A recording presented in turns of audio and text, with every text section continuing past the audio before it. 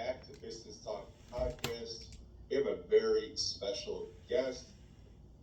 Probably reads articles all the time over at The Athletic, and you probably listen to his podcast, The Detroit Players. James Edwards III. Man, thank you so much for coming on again. Yeah, man, no problem. Thank you for having me. Like I said, I could have you on once a month because it seems like every month it's just pure craziness with the Pistons. I don't know what it is, but Yeah. Probably keeps you busy. I know I stay busy with it as well, so should be a really fun show. Yeah, definitely. I'll say this. The two things that, despite the lack of winning that the Pistons have done in my 7 years on the beat, is they've always had good people around, like good, genuine people that make it easier to get through the tough play on the court. And they also do a lot of stuff to keep it interesting for sure. Whether it's trades or hirings, firings, there's always something going on. For sure. One of the first segments I wanted to talk about was Trajan Langdon and probably what everyone's talking about. Troy Weaver getting let go. I wanted to know, what were your initial reactions? Because I know, listening to your podcast, you've been hinting at it for two months. Like it can happen. Don't be surprised if it happens. Are you surprised that they eventually did it? No, not at all. I think for me, you obviously figured going through the season down the stretch that there were clearly going to be changes. Gores hinted as such in December when we talked to him.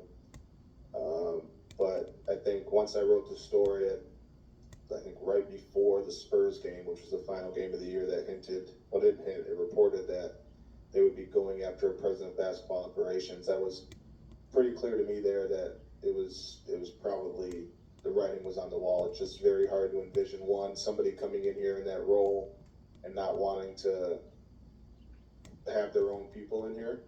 And two, it'd be hard to imagine Troy wanting to work under somebody after running the show himself. So I think that was definitely not a surprise, certainly, but I think they wanted to make sure, they wanted whoever they hired to make sure that's what they wanted to do. So I think that's why you saw the process drawn out and allowing Trajan to get here and talk with everybody and figure out what he wanted to do.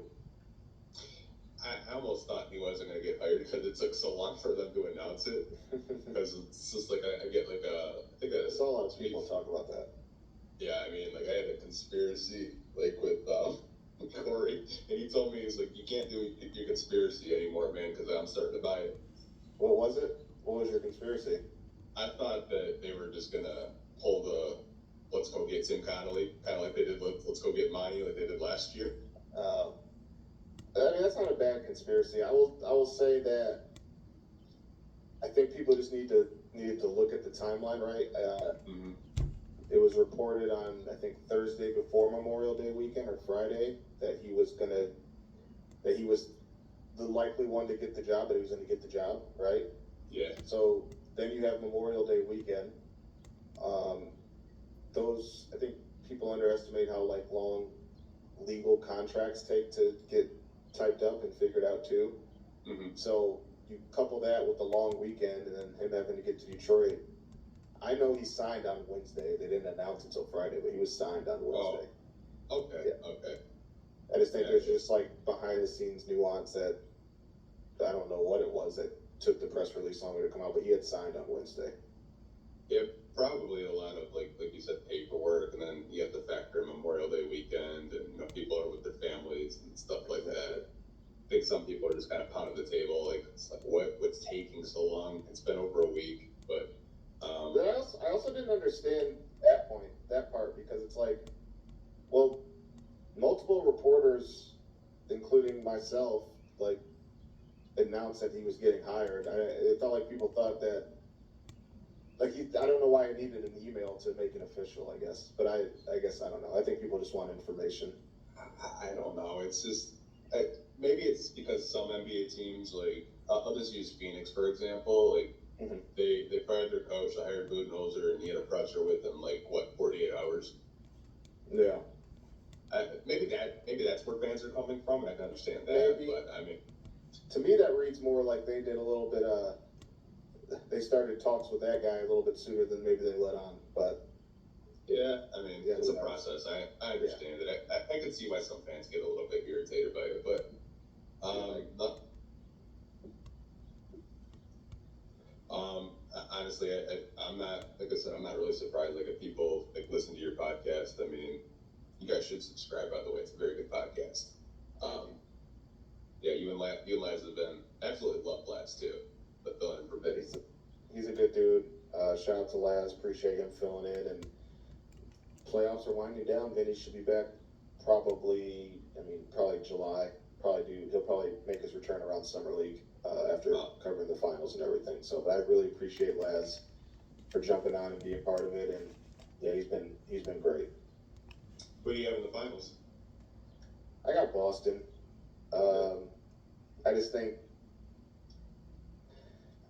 I just think that they have the best team from 1 to 9 or whatever it is. I think that if Porzingis is back, that's huge. I just don't know if I'm going to trust Dallas's role players in at this stage, but we'll see. I just think that Boston has. I think role players are huge, and when you get to the NBA Finals, and I really like Boston's assortment of role players.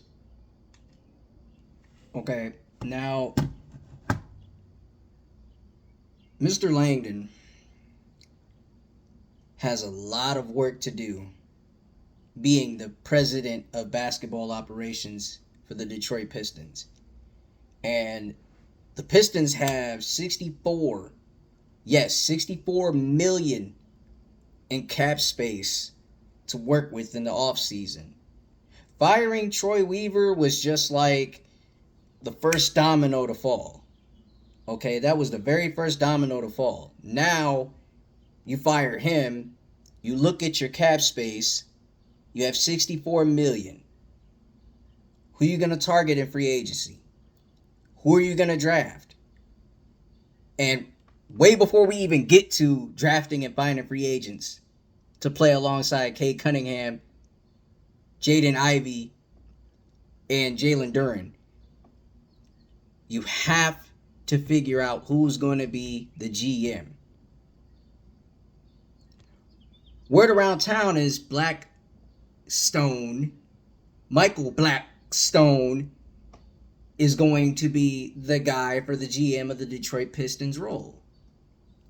Knowing that him and Langdon have great history together, coming from, the New Orleans Pelicans, this team is going to have to, trust Langdon and Mr. Blackstone on what kind of pieces and what kind of development that they want to help bring this team far. They're going to have to trust them.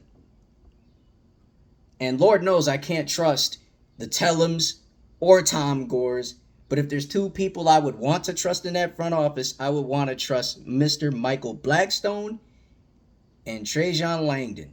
Those are the two I really want to trust. I have a lot of confidence in them. And it's through the roof, okay? It's over 9,000, like Dragon Ball Z. But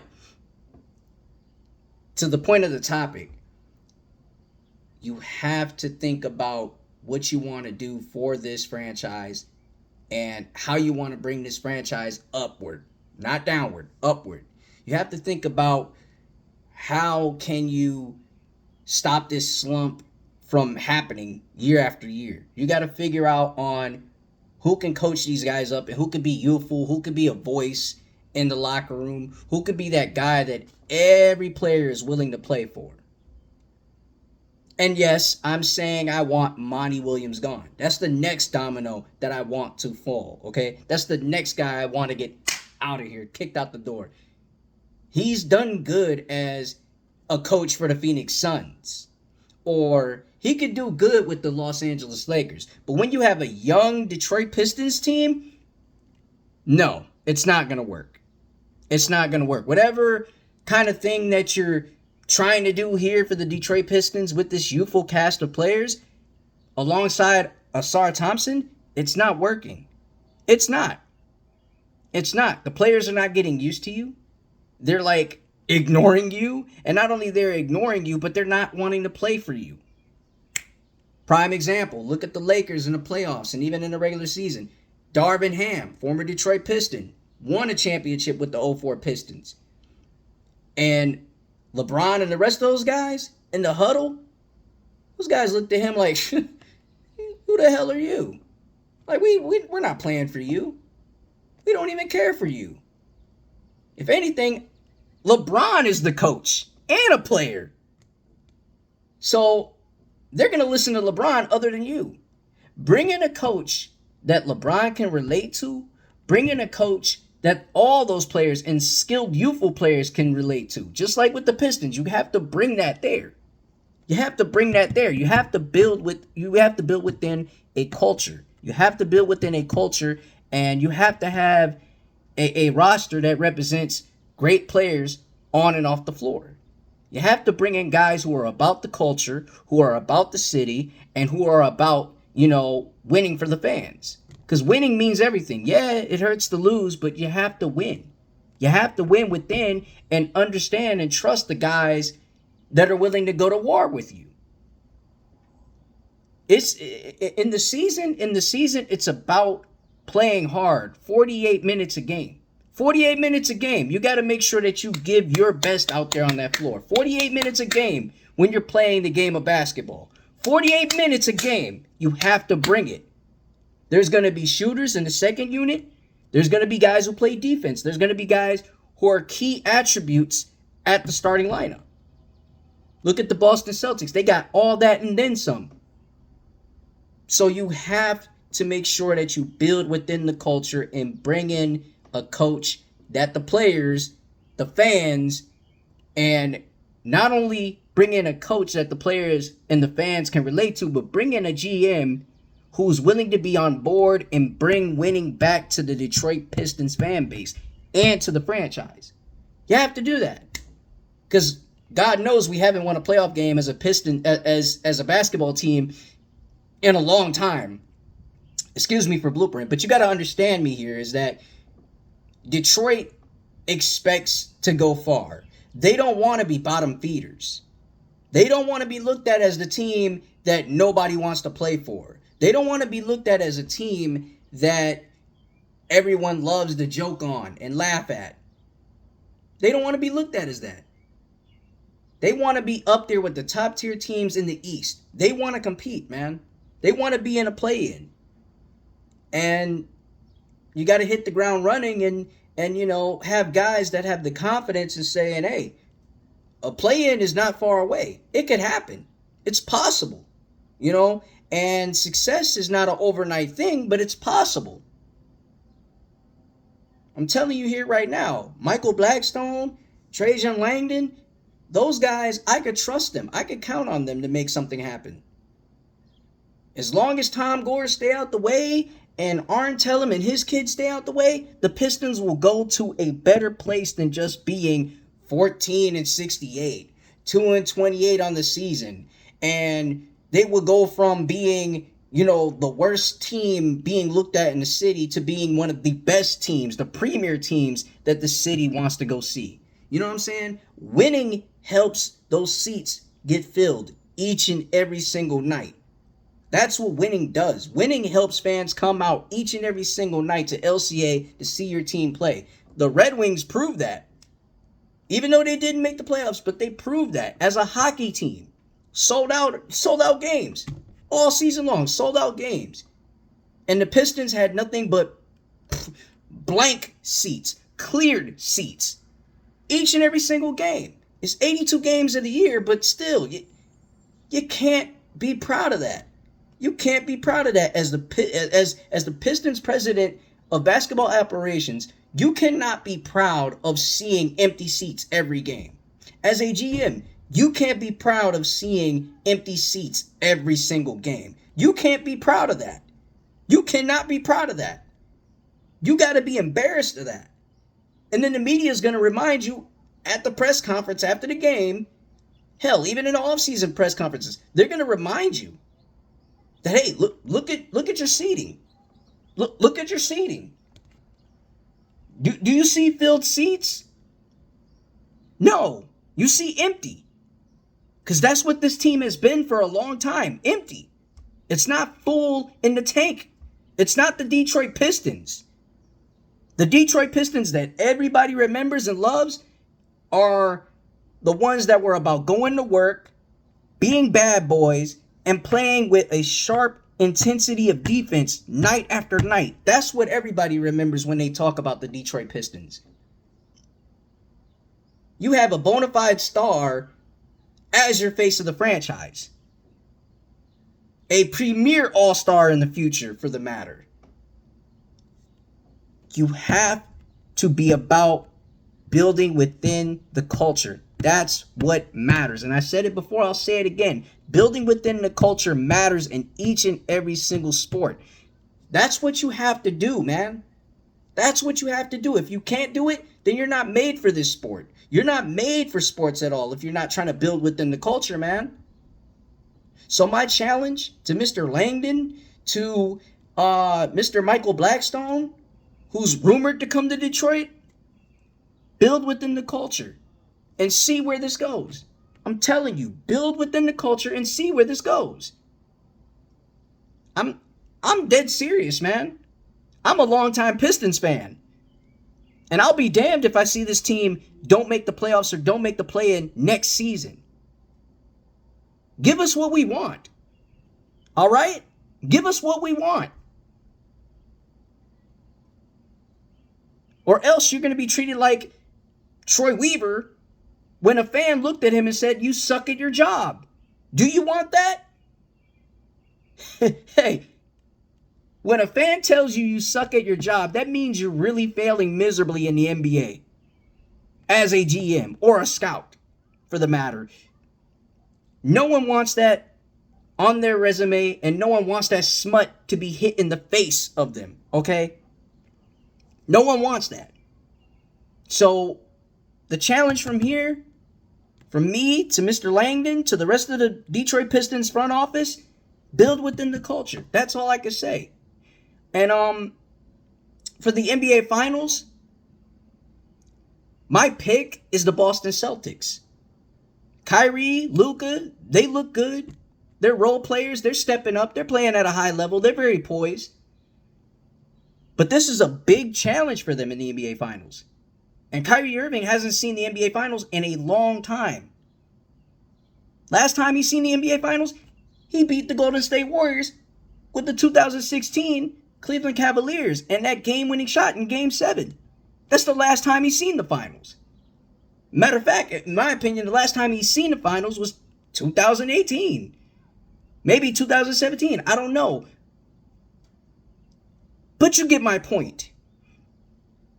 Dallas Mavericks have good role players, and they have great star players. But do they have enough? Do they have enough to compete and play with the Celtics, who have a great big three? Do they have enough in the tank for that? I don't know. That's just me. Let me know in the comment section. But other than that, man, build within the culture, Pistons. Build within the culture. That's all I ask for. It's your boy Chicken Nugget King, 586, here in the mix with a brand new video. Make sure you like, share, subscribe. I'm at 221 subscribers, man. You guys are great and phenomenal with the subscribers. I'm thankful for that. Keep bringing in the support. I need it. And also, I have an album coming out, so check that out. It'll be on the way. But in the meantime, between time, it's your boy Chicken Nugget King 586 signing out. And I'm out. Detroit basketball. Let's go.